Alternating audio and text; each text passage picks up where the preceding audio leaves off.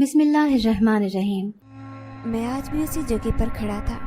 میری یہ متلاشی نگاہیں ادھر ادھر اس کو ڈھونڈ رہی تھی۔ وہ لڑکی مجھے روزانہ نظر آتی تھی۔ میں جہاں بھی جاتا وہ وہیں پر پہنچ جاتی۔ اسے دیکھ کر میں ارد گرد سے بالکل بیگانہ ہو جاتا۔ ایسا نہیں تھا کہ میں نے اس سے پہلے زندگی میں خوبصورتی نہیں دیکھی تھی، بلکہ میں تو جس علاقے سے تعلق رکھتا تھا وہاں پر خوبصورتی تو بالکل عام سی بات تھی، مگر اس کے باوجود نہ جانے کیا تھا اس لڑکی کے نمکین چہرے میں۔ میں اسے دیکھ کر بری طرح سے پگھل کر رہ گیا تھا۔ جب وہ سامنے ہوتی تو میں اسی کو دیکھتا رہتا، اور جب وہ نظروں سے دور ہوتی تو میں اسی کے بارے میں سوچتا رہتا۔ آج موسم بہت خراب تھا۔ اس موسم میں کام پر نہیں نکلنا میں چاہتا تھا، مگر گھر کے حالات ایسے تھے کہ میرا کام کے بغیر گزارا ہی نہیں تھا۔ میں جو بھی کماتا گھر پر ہی بھیج دیتا۔ یہاں پر میں ایک چھوٹے سے کمرے میں ایک دوست کے ساتھ رہ رہا تھا۔ میرا دوست ایک بہت بڑی کوٹھی میں کام کرتا تھا۔ وہاں پر وہ ملازم تھا۔ اسے رہنے کے لیے وہیں پر کمرہ دیا گیا تھا، اور میں بھی اس کے ساتھ ہی کمرہ شیئر کرتا تھا، کیونکہ میں ابھی کرایہ دینے کی حالت میں نہیں تھا۔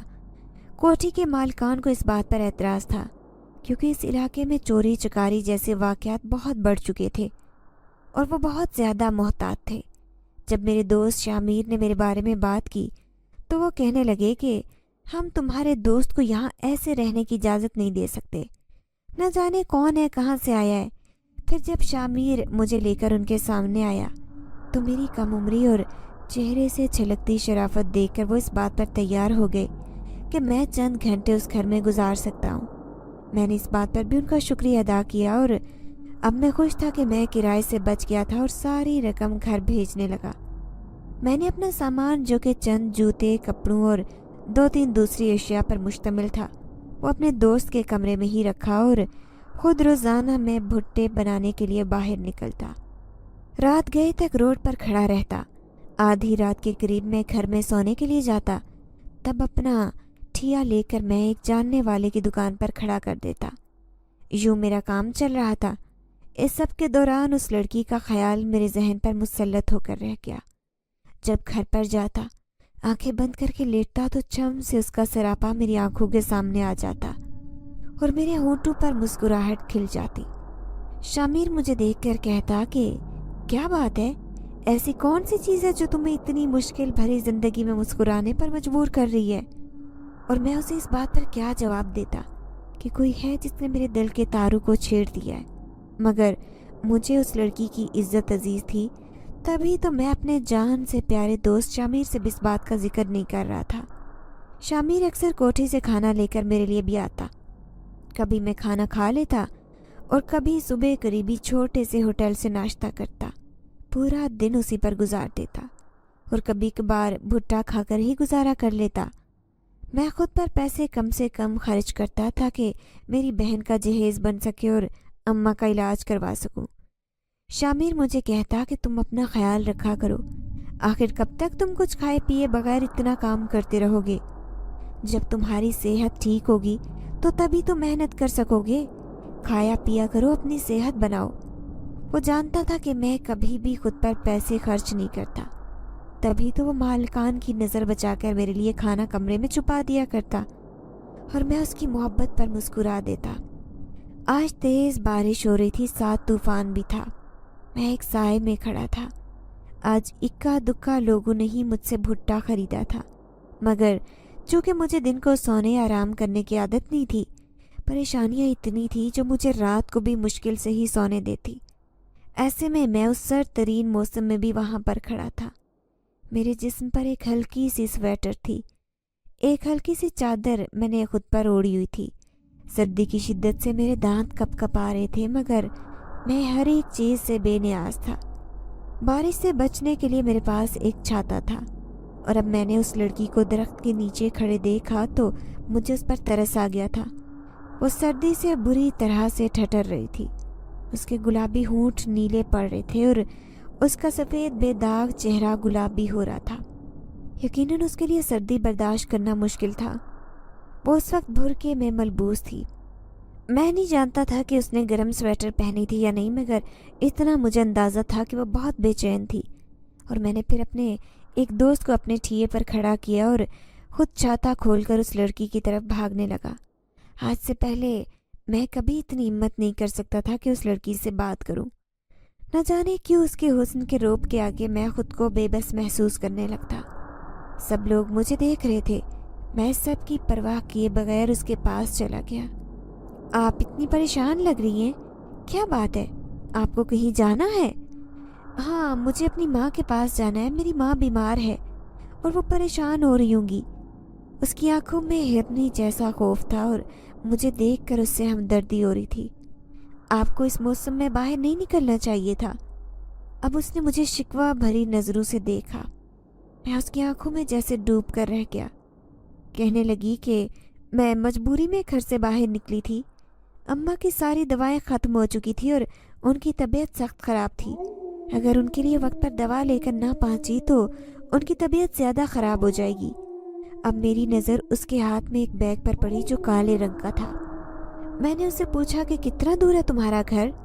کہنے لگی کہ یہاں قریب ہی ہے۔ مجھے اندازہ تھا کہ وہ قریب ہی رہتی ہے، تبھی تو یہاں پر مجھے آتے جاتے نظر آتی تھی۔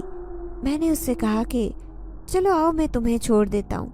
میں نے چھاتا پورے کا پورا اس کے اوپر کیا اور یہ میری لاشعوری حرکت تھی۔ میں اسے بارش سے بچانا چاہتا تھا۔ ہم لوگ روڈ کراس کر کے دائیں طرف چلنے لگے۔ یہاں پر دور تک قبرستان پھیلا ہوا تھا۔ دیکھ کر میں گھبرا گیا۔ کیا تم قبرستان میں رہتی ہو؟ وہ ہلکا سا ہنس پڑی اور کہنے لگی کہ نہیں، یہاں سے آگے ایک چھوٹی سی بستی ہے، ہم لوگ اس بستی میں رہتے۔ چلتے چلتے ہم لوگ اس بستی میں آ گئے تھے۔ اب وہ کہنے لگی کہ بس یہیں تک تم چھوڑ دو، اس سے آگے میں خود چلی جاؤں گی۔ میں اس سے کہنے لگا کہ بارش بہت تیز ہے اور تمہارے پاس تو اس کے علاوہ کوئی چھاتا بھی نہیں ہے، تم بھیگ جاؤ گی، بیمار ہو جاؤ گی۔ وہ کہنے لگی کہ تم میری فکر مت کرو، میری ماں نے اگر تمہیں دیکھا تو اسے اچھا نہیں لگے گا، اور ہمارے یہاں ماحول ایسا نہیں ہے کہ کسی نے تمہیں دیکھا تو نہ جانے وہ کیا سمجھے۔ بات اس کی بھی ٹھیک تھی۔ میں خاموشی سے اسے دور تک دیکھتا رہا۔ وہ بھی پیچھے مڑ کر مجھے دیکھ رہی تھی۔ پھر وہ میری نظروں سے اوجھل ہو گئی، تب جا کر واپس آیا تھا۔ میرا دوست مجھے چھیڑتے ہوئے کہنے لگا کہ کون تھی وہ لڑکی اور کہاں لے کر گئے تھے تم اسے؟ میں نے اسے گھور کر دیکھا اور کہنے لگا کہ وہ مجبور تھی، برستی بارش میں اس جگہ پر پھنس گئی تھی۔ اس کی ماں بیمار تھی اور اس کے لیے وہ دوائیں لینے آئی تھی۔ وہ بھی ایک دم سنجیدہ ہو گیا۔ کافی دن بیت گئے، مجھے وہ لڑکی دوبارہ نظر نہیں آئی، جبکہ میں ہر وقت اس کا انتظار کرنے لگا۔ مجھے اسے دیکھنے کی عادت پڑ گئی تھی۔ میں اس انتظار میں تھا کہ کب وہ میرے سامنے آئے اور میں اسے دیکھ کر اپنے دل کو ٹھنڈا کر سکوں۔ اور پھر ایک دن وہ مجھے نظر آئی۔ میں نے سوچا کہ آج میں اسے اپنے دل کی بات کر لوں، اسے بتاؤں کہ میں اسے کتنا پیار کرتا ہوں۔ اور پھر اس دن میں اس کے پیچھے چلنے لگا، مگر یہ دیکھ کر حیران رہ گیا کہ اس کا رخ آج دوسری سمت کی طرف تھا۔ آج وہ قبرستان سے گزرنے کے بجائے جنگل کی طرف جانے لگی تھی اور میں ہکا بکا اسے دیکھتا رہ گیا۔ اور پھر میں واپس آ گیا تھا۔ آج میری طبیعت بھی قدرے خراب تھی اور میں بھی آرام کرنا چاہتا تھا، مگر بار بار میرے ذہن میں یہ خیال گونجتا رہا کہ آخر وہ کہاں چلی گئی تھی، جنگل میں اس کا کیا کام تھا۔ پھر کافی سارے دن بیت گئے، وہ لڑکی مجھے کہیں دکھائی نہیں دی۔ اس بات کو اب 1 مہینہ گزر چکا تھا۔ ان دنوں اماں کی بھی کال آئی۔ ہمارے گھر کے ساتھ جن کا گھر تھا، اماں کی ان کے ساتھ اچھی دوستی تھی۔ ان کے گھر میں PTCL لگا ہوا تھا اور جہاں سے اماں اکثر مجھے فون کر کے خیریت کی اطلاع دیا کرتی تھی۔ گو کہ میرے پاس بھی چھوٹا سا عام بٹنوں والا موبائل تھا، مگر یہ موبائل کال کرنے کے لیے بہترین تھا۔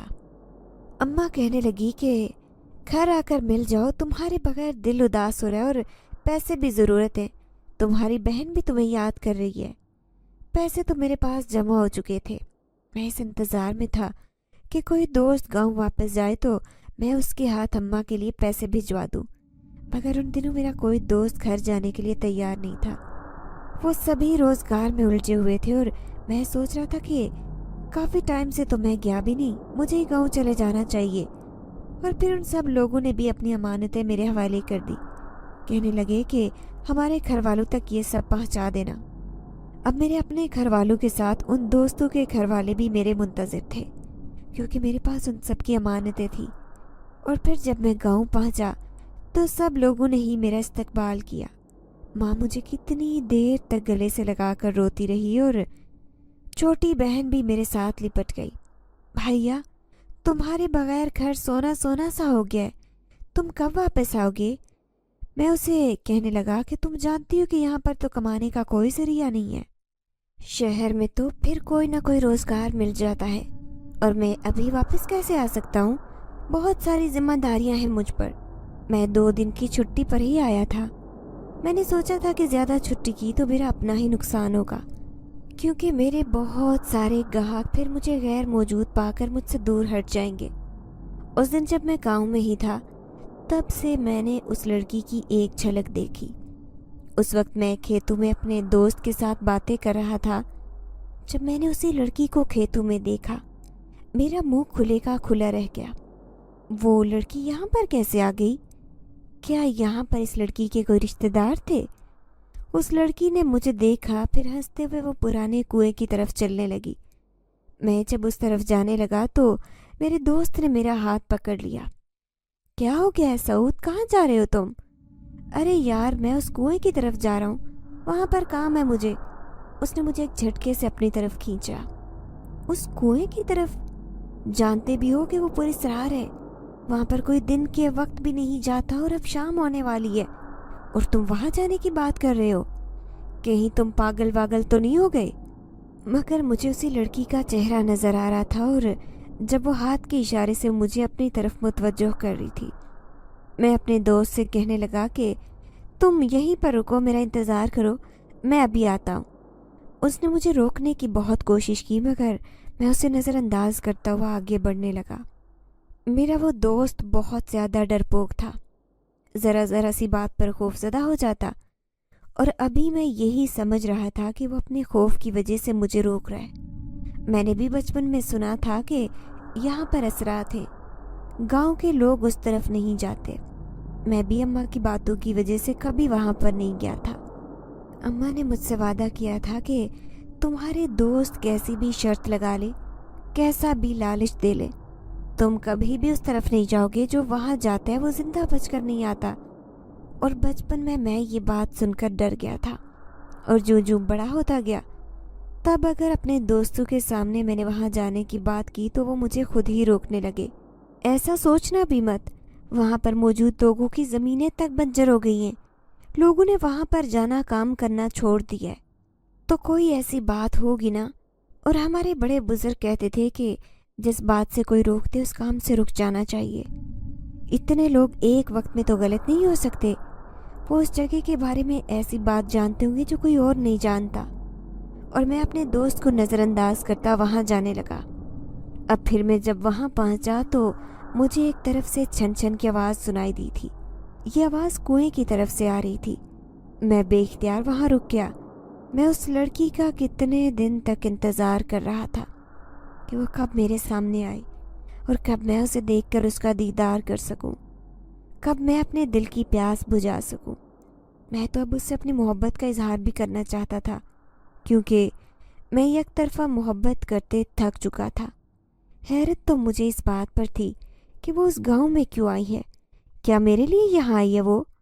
میرا دل یک بار کی خوشگوار لے پر دھڑک اٹھا، اور پھر جب میں وہاں پہنچا تو مجھے دور سے اس کی جھلک نظر آئی۔ وہ مجھے دیکھ رہی تھی اور پھر شرما کر آگے بھاگنے لگی۔ میں اس کی صدا پر جی جان سے قربان ہو گیا۔ میں بھی اس کے پیچھے بھاگنے لگا، اور تبھی وہاں پر ایک کنواں تھا۔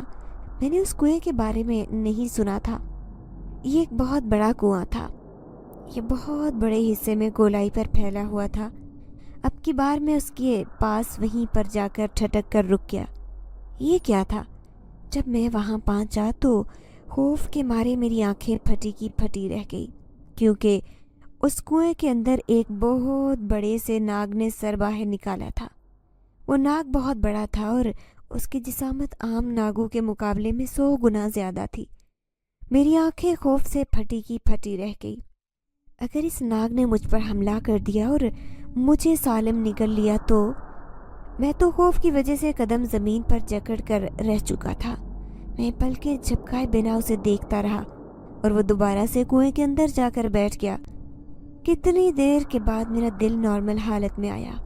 میں نے ادھر ادھر نظریں اٹھا کر دیکھا، وہ لڑکی مجھے کہیں نظر نہیں آ رہی تھی، اور اب میں ڈرتے ڈرتے اس کنویں کے قریب پہنچا تو میں نے دیکھا کہ وہ ناگ اس کنویں میں سو رہا تھا، اور اس نے ایک بار پھر سے سر اٹھا کر مجھے دیکھا تو میرا دل ہولنے لگا۔ میں وہاں سے بھاگنے لگا۔ بھاگتے وقت جب میں نے اس حدود سے خود کو باہر نکالا تو سامنے بہت سارے لوگ کھڑے تھے۔ تم وہاں پر کیوں گئے تھے؟ سعود، تم جانتے ہو کہ اس ویرانے میں جانا ٹھیک نہیں ہے۔ اب مجھے اس بات کا اندازہ ہوا کہ وہ لوگ کیوں منع کرتے تھے۔ میرے چہرے پر ہوائیاں اڑی دیکھ کر وہ کہنے لگے، کیا ہوا؟ کیا دیکھا ہے تم نے وہاں پر؟ اب میں انہیں اس بات کا کیا جواب دیتا؟ میں ہمیشہ سے انہیں جھٹلاتا آیا تھا، اور اب اگر میں یہ بات کہہ دیتا تو وہ سب میرا مذاق اڑاتے اور دوسرا گاؤں میں خوف و ہراس کی مزید لہر پھیل جاتی۔ میں جانتا تھا کہ میرے گاؤں کے لوگ بہت زیادہ ڈرپوک تھے، ذرا سی بات کا بتنگڑ بنا دیتے۔ یہ بات کوئی معمولی نہیں تھی، اگر انہیں یہ بات پتہ چلتی تو وہ تو اپنے گھروں سے نکلنا ہی بند کر دیتے۔ یہ سوچ کر خوفزدہ رہتے کہ اگر وہ گاؤں میں آ گیا تو کیا ہوگا۔ میں یہ سوچ رہا تھا کہ میں شہر جاؤں گا تو اپنے کسی دوست سے مشورہ کروں گا کہ اتنے بڑے ناگ کو کیسے ختم کیا جانا چاہیے، اس سے کیسے چھٹکارا حاصل کرنا چاہیے۔ گھر آیا تو میں گمسم سا تھا۔ اماں مجھے دیکھ کر پریشان ہو گئی۔ کیا بات ہے سعود، اتنے خاموش کیوں لگ رہے ہو؟ اور میں جو ہر بات کو اماں کو بتانے کا عادی تھا، میں نے یہ بات ان سے چھپا لی تھی۔ اب انہیں بھی خوفزدہ کرنے کا میرا کوئی ارادہ نہیں تھا۔ مجھے یہ سمجھ نہیں آ رہی تھی کہ وہ لڑکی اس جنگل میں کیا کر رہی تھی۔ یہ وہی لڑکی تھی یا کوئی اور تھی، اور مجھے وہ وہاں کیوں لے کر گئی تھی؟ اس کا مقصد کیا تھا، اور پھر اچانک سے کیسے غائب ہو گئی؟ سوچ سوچ کر میں پاگل ہو رہا تھا، مگر کوئی سرا میرے ہاتھ نہیں آ رہا تھا۔ اگلے دن میں شہر واپس آ گیا، مگر میرا ذہن اپنے گاؤں میں الجھا ہوا تھا۔ مجھے اپنے گاؤں کے لوگوں سے بہت محبت تھی۔ میں ہمیشہ اسی گاؤں میں رہنا چاہتا تھا۔ میرے ابا ایک کسان تھے اور ہماری اپنی تھوڑی بہت زمینیں تھیں جس پر محنت کر کے ابا نے کاشتکاری کے قابل بنایا تھا۔ وہ جو فصلیں اگاتے تھے وہ ہمارے سال بھر کے لیے کافی ہوتی۔ ابا کو زمینوں کی وجہ سے کافی سہولت تھی۔ ہمارے گھر میں خوشحالی نہ صحیح بدحالی بھی نہیں تھی، ہر جائز خواہش پوری ہوتی۔ مجھے پڑھنے لکھنے کا شوق تھا اور میں قریبی قصبے میں پڑھنے کے لیے جاتا۔ ابا اکثر کہتے کہ میں بیٹے کو پڑھا لکھا کر افسر بناؤں گا، میرا بیٹا کبھی یہ چھوٹے موٹے کام نہیں کرے گا۔ میں ان کو سن کر فخر محسوس کرتا کہ میرے ماں باپ مجھ سے کتنی محبت کرتے ہیں، مجھے کتنا چاہتے ہیں، اور پھر میں دن رات لگا کر پڑھنے لگا۔ میں بہت لائق تھا اور محنتی بھی تھا، اور میرے دل میں یہ خیال تھا کہ مجھے ماں ابا کا خواب پورا کرنا ہے۔ تبھی تو میں محنت کرنے سے ٹھٹکتا نہیں تھا۔ اس دن جب میں اسکول سے گھر واپس آیا تو گھر میں غیر معمولی خاموشی چھائی تھی۔ اماں کے پاس آ کر بیٹھا۔ اماں، کیا ہوا؟ کیوں اتنی پریشان لگ رہی ہو؟ اماں نے گہرا سانس لیا اور کہنے لگی کہ تمہارے ابا کی طبیعت ٹھیک نہیں، پتہ نہیں انہیں کیا ہو گیا ہے، کام کرتے ہوئے چکرا کر گر پڑے تھے۔ اماں، حکیم صاحب کو بتانا تھا، کوئی دوا دینی تھی۔ میں نے اماں سے کہا تو وہ کہنے لگی کہ میں نے حکیم صاحب کو بلایا تھا، ان کا کہنا ہے کہ یہ بیماری ان کی سمجھ میں نہیں ہے، وہ کہتے ہیں کہ شوہر کو ہسپتال لے کر جاؤ۔ اب تم بتاؤ انہیں شہر کے ہسپتال کیسے لے کر جاؤں؟ ہم اتنا کرایہ کیسے دے سکتے، اور ہسپتالوں کے تو بہت اخراجات ہوتے ہیں۔ دن بدن ابا کی طبیعت خراب ہونے لگی، انہیں خون کی الٹیاں آنے لگی۔ ہم سب گھبرا گئے کہ یہ کیا ہو رہا ہے۔ حکیم صاحب کو بلایا تو وہ کہنے لگے کہ زیادہ دیر مت کرو ورنہ تم لوگوں کو نقصان اٹھانا پڑ سکتا ہے، اسے شہر لے کر جاؤ۔ اب میں نے اماں سے کہا کہ جو زمینیں ہیں وہ ہم بیچ دیں گے۔ اماں نے حیرت سے مجھے دیکھا۔ کیسی باتیں کر رہے ہو بیٹا، وہ کام آئیں گی، تمہارے آگے لمبی زندگی ہے۔ مگر اماں، وہ سب کچھ میرے باپ کی زندگی سے زیادہ اہم نہیں ہے، میرے پاس اس کے علاوہ کوئی راستہ نہیں۔ اگر کوئی اور چیز ہوتی تو ہم اسے بیچ کر پیسے حاصل کرتے، یا ہمارا کوئی عزیز ہوتا تو ہم اسے ادھار لیتے۔ اب یہ دونوں آپشن ہمارے پاس نہیں، تو اصل میں زمینوں کو ہی بیچنا پڑے گا۔ اماں میری بات پر رضامند تو نہیں تھی، مگر وہ بھی جانتی تھی کہ اس کے علاوہ کوئی حل نہیں تھا۔ वो ज़मीनें मैंने गांव के ज़मींदार को बेच दी। उसने वो खुश असलूबी से ख़रीद भी ली क्योंकि वो काश्तकारी के काबिल थी। सब जानते थे कि मेरे बाप ने उन ज़मीनों पर बहुत मेहनत की है और यूँ वो ज़मीनें हमारे हाथ से निकल गई थी। ये जानकर अब्बा को बहुत दुख हुआ, मगर मैंने उन्हें तसल्ली दी कि एक बार आप ठीक होकर घर आ जाएं, हम दोनों मिलकर मेहनत मजदूरी करेंगे, सब कुछ बना लेंगे। ज़िंदगी हो तो इंसान सब कुछ हासिल कर जाता है। मगर जितना हम अब्बा को बचाने की कोशिश कर रहे थे, ज़िंदगी उनके हाथ से रेत की तरह फिसल रही थी। हम उन्हें अस्पताल लेकर आए, वो बहुत सारा पैसा उन पर पानी की तरह बहाया, मगर डॉक्टर्स ने ये कहकर उन्हें जवाब दिया कि उन्हें जिगर का कैंसर है और वो भी आखिरी स्टेज पर, अब बचने के चांसेस नहीं हैं। उस दिन हम लोग बहुत ज़्यादा रोए और डॉक्टर की बात सही साबित हुई। कुछ दिन बाद अब्बा हम लोगों को छोड़कर चले गए। उनके जाने का दुख तो एक तरफ, मगर अब ये सवाल भी अस्ते की मानित हमारे सामने सर उठाए खड़ा था कि अब हम अपनी ज़िंदगी कैसे गुजारेंगे, हम अपनी ज़रूरियात कैसे पूरी करेंगे। मैं तो अभी मैट्रिक के पेपर्स देकर फारिग हुआ था और मेरी छोटी बहन अभी 8वीं क्लास में थी। अम्मा एक घरेलू सीधी सादी खातून थी जिनके पास ना तालीम थी ना कोई हुनर। उन्होंने घर की 4 दीवारी के अलावा कुछ देखा ही नहीं था। मैं एक घर का वाहिद मर्द था और अब वक्त आ गया था कि मुझे अपनी उम्र से बड़ा बनना था और ख़ुद को साबित करना था। मैंने पेपर्स दिए थे और साथ में मैं मजदूरी करने लगा था। इस तरह अपने घर की गाड़ी चल पड़ी। अम्मा मेरी हालत देखकर अक्सर दुखी हो जाती। इतनी छोटी सी उम्र में तुम्हें मजदूरी करनी पड़ रही है, तुम्हारी उम्र के लड़के तो बेफिक्री में पड़ी ज़िंदगी गुजारते हैं। मैं अम्मा से कहता कि ये सब किस्मत के खेल हैं, ये रब का फैसला है और रब के फैसले पर इंसान को रजामंद होना चाहिए। मगर उस मजदूरी से मैं भी थकने लगा था। जब घर वापस आता तो मेरा जिस्म टूट रहा होता। अम्मा मेरी हालत देखकर परेशान होती रहती। मुझे तो बुखार ही नहीं छोड़ता। इससे पहले कभी इतना काम नहीं किया था। अब जब मुझे इतना काम करना पड़ा तो मैं कमज़ोर भी हो गया था और बुखार भी मुझे हर वक्त रहने लगा। जब मेरा मैट्रिक का रिज़ल्ट आया तो मैंने शानदार नंबरों से मैट्रिक क्लियर किया था, मगर आगे पढ़ नहीं सका। मेरे कुछ दोस्त शहर में रोज़गार के सिलसिले में चले गए और अब उनके हालात भी मुझसे बेहतर हो गए थे। उन्होंने मुझे मशवरा दिया कि मुझे भी शहर आकर किस्मत आजमाई करनी चाहिए। मैंने भी इस बात पर बहुत सोचा और फिर फैसला किया कि मैं दोस्तों की बात बिल्कुल ठीक है, इस गांव में मजदूरी करते करते टूट जाऊंगा मगर मैं कुछ हासिल नहीं कर पाऊंगा। मुझे शहर जाकर किस्मत आजमाई करनी चाहिए। अम्मा रोने लगी थी कि तुम बहुत छोटे हो, इतनी पाबंदियों में तुम्हें नहीं डालना चाहती। अम्मा को मैंने मुश्किल से मनाया। जब शहर में आया तो नई ज़िंदगी, नए लोग, मेरे लिए सब कुछ नया था, मगर शुक्र था कि एक दोस्त के साथ मुझे रहने को ठिकाना मिल गया और ज़िंदगी की गाड़ी चल पड़ी। अब पिछले 6 माह से उस लड़की को मुसलसल देखे जा रहा था। उसे पहली बार मैंने मस्जिद के अहाते में देखा। मैं नमाज़ पढ़ने के लिए जब मस्जिद में गया तो जमात का वक्त निकल चुका था। सारे नमाजी नमाज पढ़कर जा चुके थे। अब इमाम साहब मस्जिद में अकेले थे। जब मैं वहाँ पर गया तो मैंने वहाँ पर उस लड़की को देखा। वो काले भुरके में थी और काले रंग के दुपट्टे के हाले में उसका चांद सा चेहरा चमक रहा था।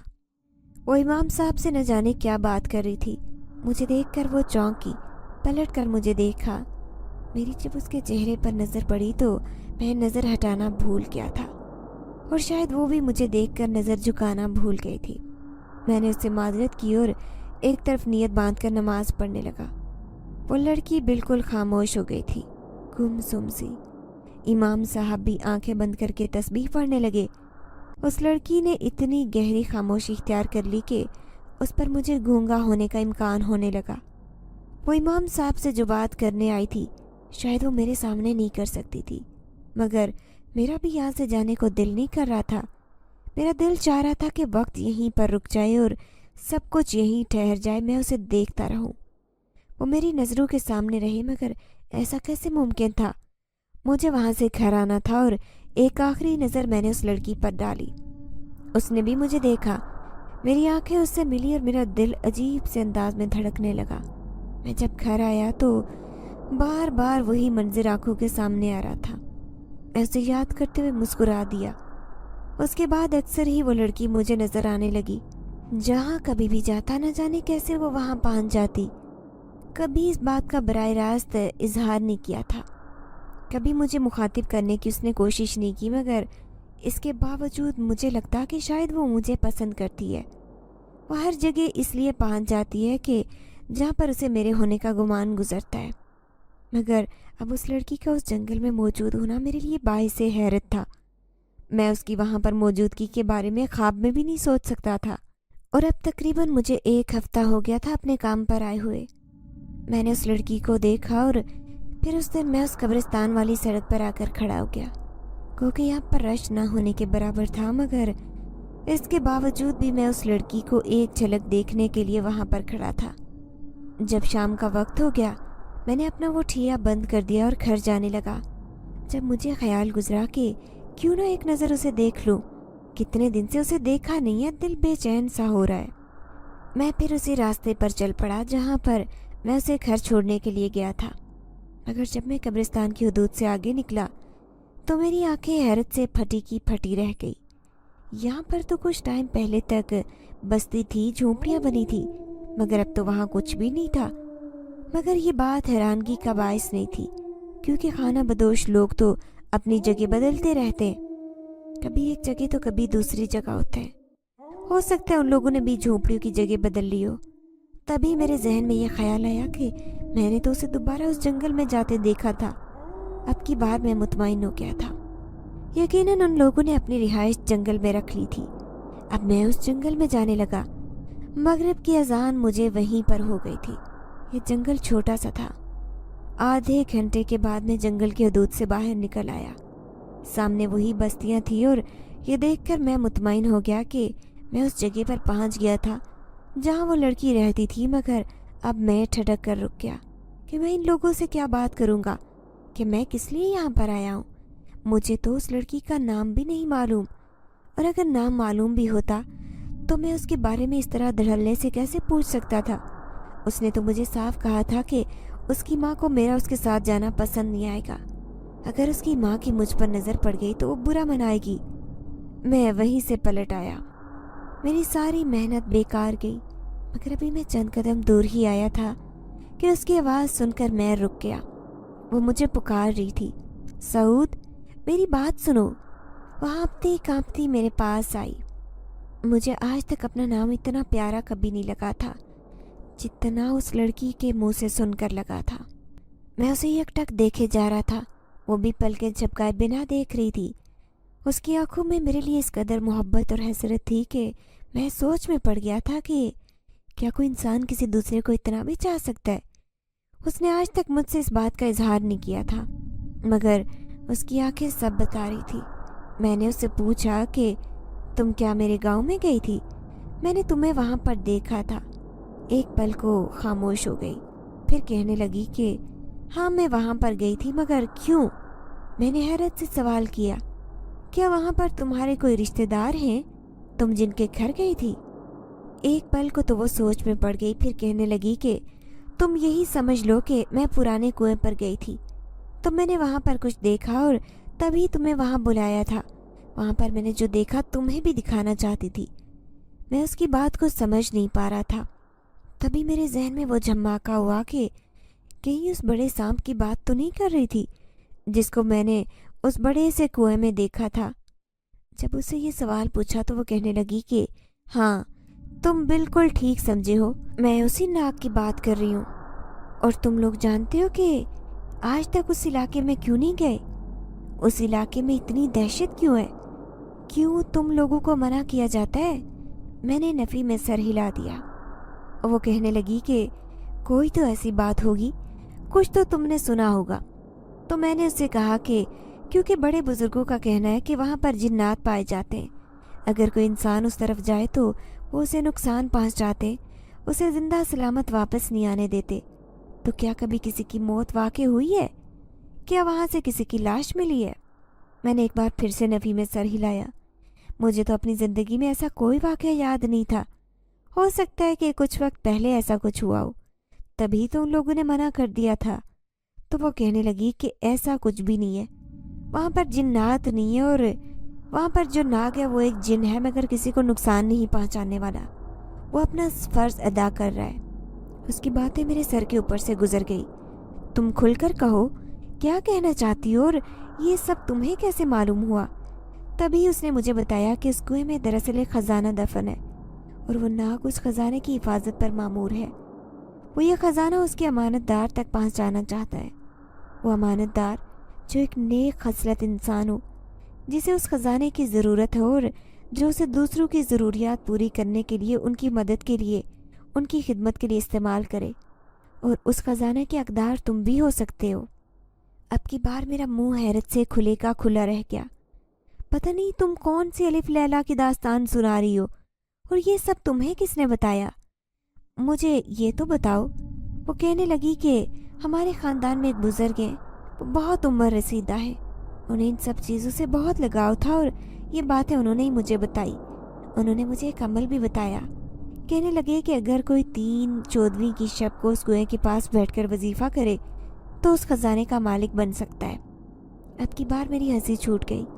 پتہ نہیں تم کون سے زمانے کی باتیں کر رہی ہو، آج کل کے زمانے میں کون ان باتوں پر یقین کرتا ہے؟ مگر وہ ایک دم غصے میں نظر آنے لگی۔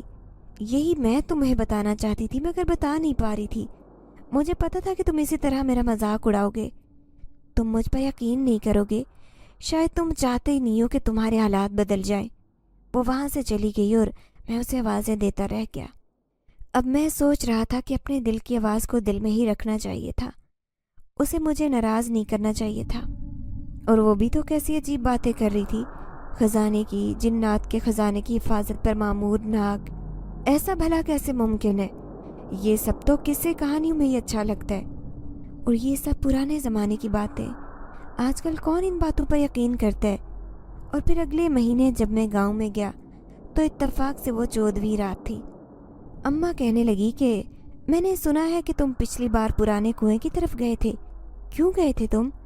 اماں نے مجھے غصے سے باز پرس کی تو تب میں نے ساری بات اماں کو بتا دی۔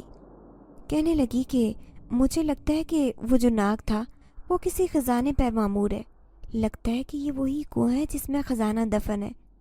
اماں کے منہ سے بھی وہی بات سن کر تو میں ہکا بکا رہ گیا۔ کیا مطلب اماں؟ کیسا خزانہ؟ تب اماں نے بتایا کہ ارے بیٹا، تمہارے پردادا بتایا کرتے تھے کہ اس جنگل میں ایک خزانہ دفن ہے، مگر کوئی بھی نہیں جانتا کہ وہ خزانہ کس جگہ پر ہے۔ جب تقسیم کا وقت آیا تھا تو ہندوؤں نے اپنے سونے کی دیگیں زمین پر دفن کر دی تھی، مگر وہ جگہ کہاں پر تھی کوئی اس کی نشاندہی نہیں کر سکا۔ تب میرے ذہن میں جھماکا سا ہوا کہ مجھے اس لڑکی کی بات پر یقین کرنا چاہیے تھا، اور پھر مجھے وہ عمل بھی یاد آ گیا جو اس نے مجھے کرنے کو بتایا تھا۔ جب مجھے معلوم ہوا کہ چاند کی 14ویں تاریخ ہے تو میں نے سوچا کہ کیوں نہ اپنی قسمت آزمائی کی جائے۔ سب کے سونے کے بعد رات کو میں گھر سے باہر نکلا۔ مجھے اندر سے ڈر بھی لگ رہا تھا کہ کہیں مجھے کوئی نقصان نہ پہنچ جائے۔ میں نے خود کو مضبوط بنایا اور پھر اسی کنویں کے پاس پہنچ گیا۔ پھر اس کے سامنے بیٹھ کر میں وہی وظیفہ کرنے لگا جو اس لڑکی نے مجھے بتایا تھا۔ میرے آس پاس کوئی ہلچل نہیں ہوئی، مجھے کسی نے خوفزدہ کرنے یا ڈرانے کی کوشش نہیں کی تھی۔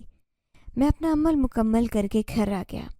اس بار جب میں شہر آیا تو وہ جیسے میری ہی منتظر تھی، کہنے لگی کل چاند کی 14ویں رات تھی، کیا تم نے وہ عمل کیا تھا؟ میں مسکرا دیا اور کہنے لگا کہ ہاں۔ اس نے مجھے کہا کہ یہ عمل کرنے سے پہلے تمہیں اپنا حصار بنانا ہوگا۔ اس نے مجھے حصار بنانے کا طریقہ بتایا، اور اس کے دل میں اپنے لیے اتنی پرواہ دیکھ کر میں مسکرائے جا رہا تھا۔ اس کے بعد وہ لڑکی مجھے نظر نہیں آئی، اچانک کہاں گم ہو گئی تھی، زمین کھا گئی یا آسمان نکل گیا۔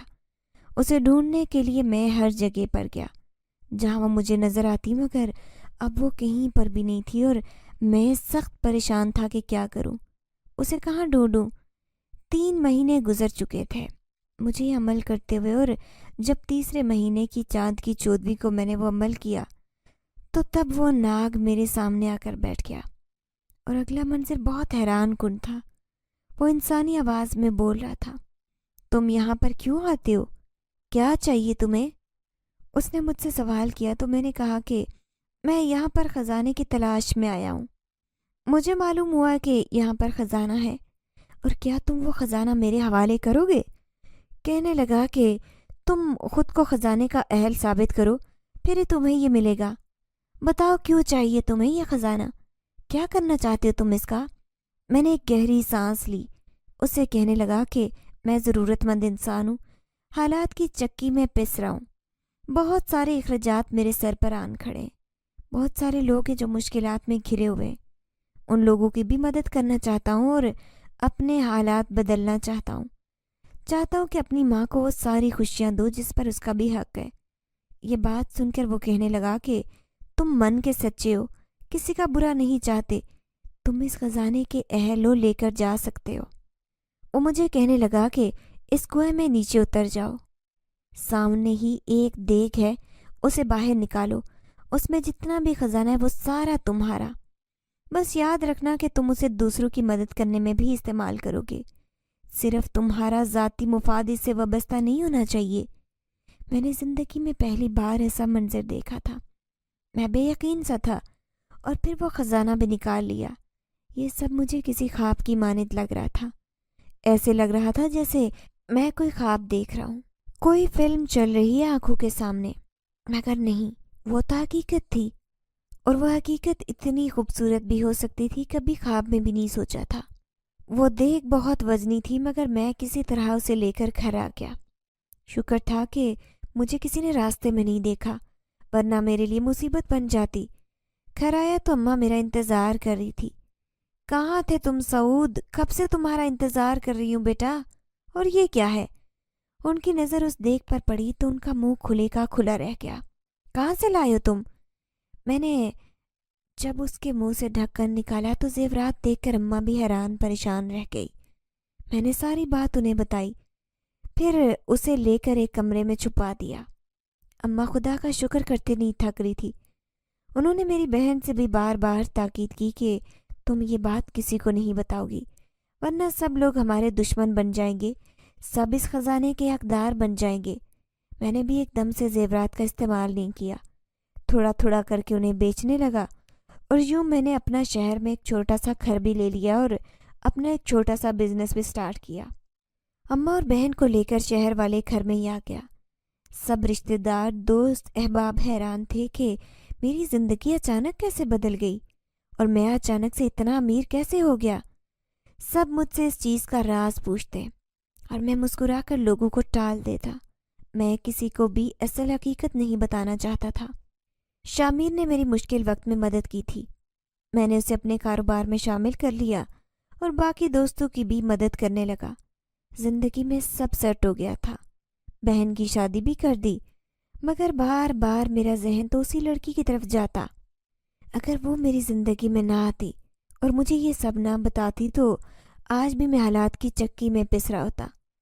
جانے وہ کون تھی، اب کہاں غائب ہو گئی تھی۔ اس کو ڈھونڈ ڈھونڈ کر میں تھک گیا تھا، مگر وہ مجھے کہیں نہیں ملی تھی۔ اور پھر ایک دن میں نے اسے دیکھا، آج بھی وہ روڈ کے کنارے کھڑی جیسے کسی کی منتظر تھی۔ میں اس کے پاس سے گزرنے لگا، اس نے مجھے ہاتھ کے اشارے سے روک دیا، اور میں اس کے پاس گیا تو مجھے یوں لگا جیسے وقت تھم گیا ہے۔ اب دونوں ارد گرد سے بے نیاز ہو کر ایک دوسرے میں کھوئے تھے۔ تم کہاں تھی؟ اتنے ٹائم سے تمہارا منتظر تھا، کہاں نہیں ڈھونڈا میں نے تمہیں؟ جہاں جہاں تمہیں دیکھا اس جگہ پر گیا۔ میرے دل میں محبت پیدا کر کے، اپنے لیے جذبات جگا کر تم کیسے مجھ سے دور ہو سکتی ہو؟ اب میں تمہیں خود سے دور نہیں جانے دوں گا، اور میں اپنی اماں کو تمہارے بارے میں سب کچھ بتا دوں گا۔ میں تمہیں دلہن بنا کر اپنے گھر لے جاؤں گا۔ اس کی آنکھوں سے آنسو بہنے لگے۔ مجھے لگا کہ یہ خوشی کے آنسو ہیں، میں نے اسے دل کی بات جو کر دی تھی، مگر نہیں، یہ آنسو تو وہ دکھ سے بہا رہی تھی۔